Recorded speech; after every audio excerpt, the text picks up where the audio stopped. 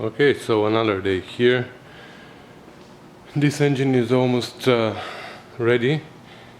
Just need some more parts that are gonna come from the Mark II engine, like the valve cover, the rocker cover, the alternator, the water pump and stuff like that, even the distributor. These parts are gonna come from the Mark II engine, so we're gonna wait for this car to come here.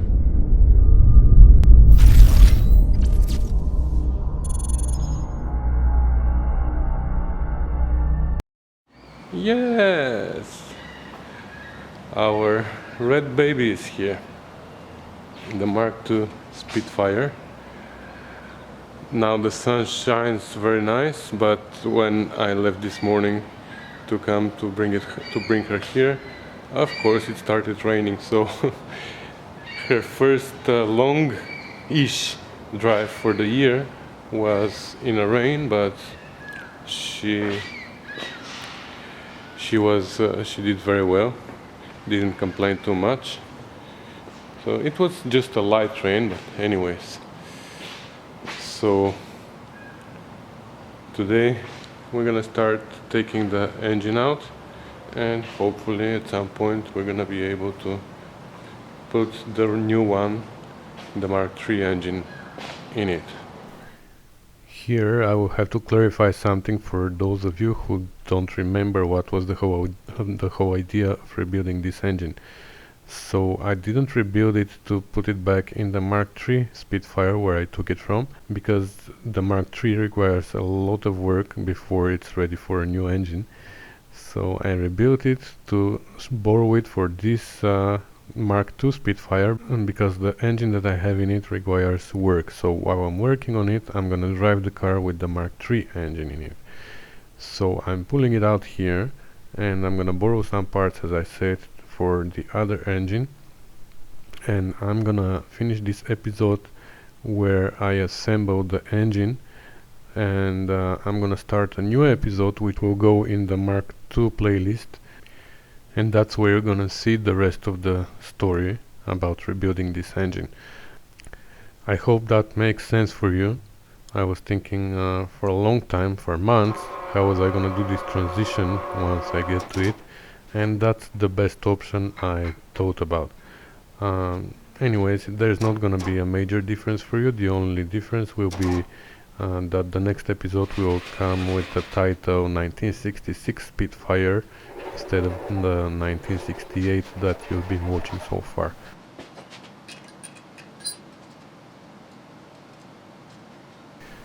So this is the 1147 engine, and I'm pulling out the alternator off here because the wiring in the 66 Spitfire was modified to accept alternator instead of generator. But even if it wasn't, I was gonna install alternator there because I said before I don't like generators, they are not reliable. And yeah, so I'm pulling the alternator off and I'm gonna install it on the 1296 engine.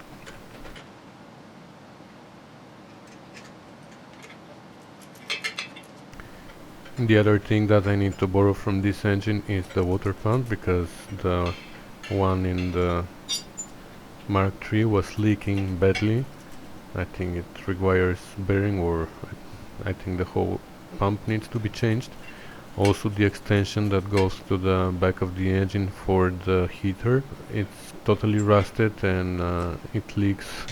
There's a big hole in it, so I'm gonna take this water pump, and when it gets to rebuilding the 1147 engine, I'm gonna have to rebuild the water pump too. The engine mounts are brand new, so I'm taking them too.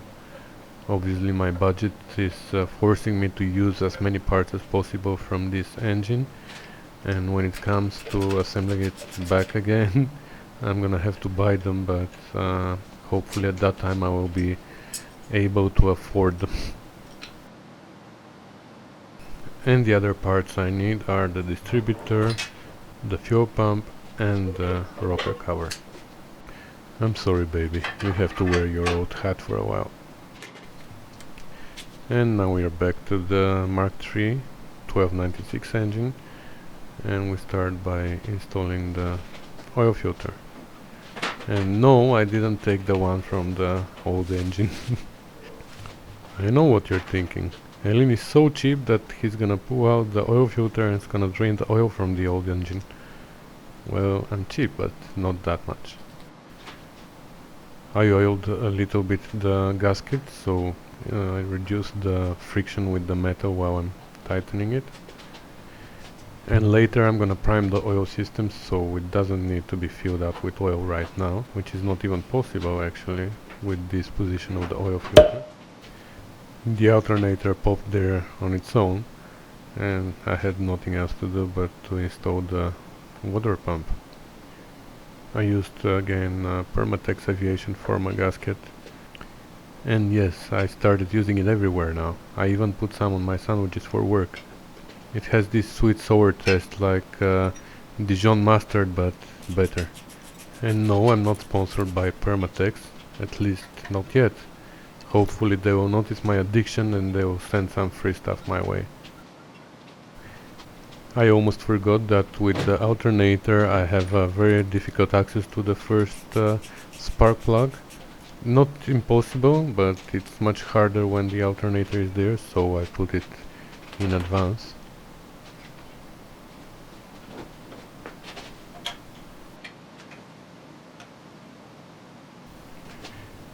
Then I installed a new thermostat.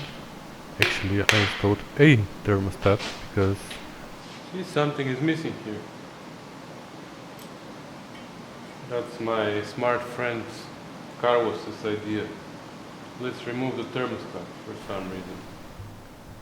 Some Dijon mustard again for better taste. So this one is a summer thermostat. It opens at 71 Celsius or 160 Fahrenheit.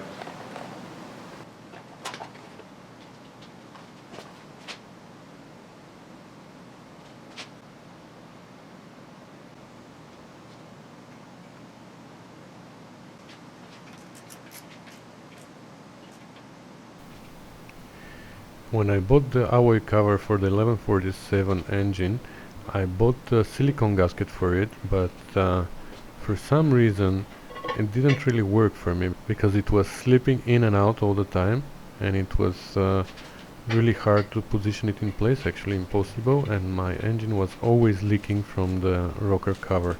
So now I bought a cork gasket, and to be honest, I'm very happy with it.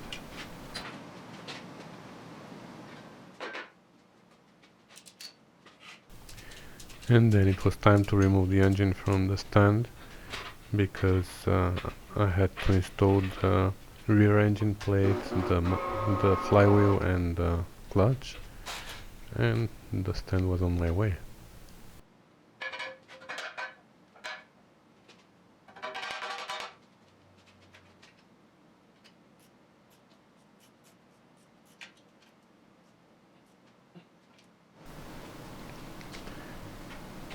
I'm always worried when I assemble engines that I'm gonna forget the pivot bush here, and if I didn't have this one in video I wouldn't remember, honestly. And next I installed the clutch using a plastic alignment tool, which is very important, otherwise I wouldn't be able to fit the transmission later.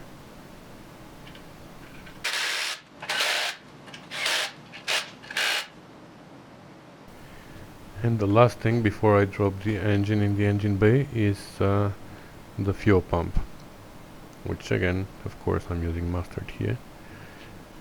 So yeah, you're right, the distributor is still missing, but I'm gonna install that when the engine is in the engine bay, because I want to prime the oil system as I said, and I need access to the oil pump shaft, which is under the distributor. Okay, like I said, this engine is now completed and it's ready to go in a car.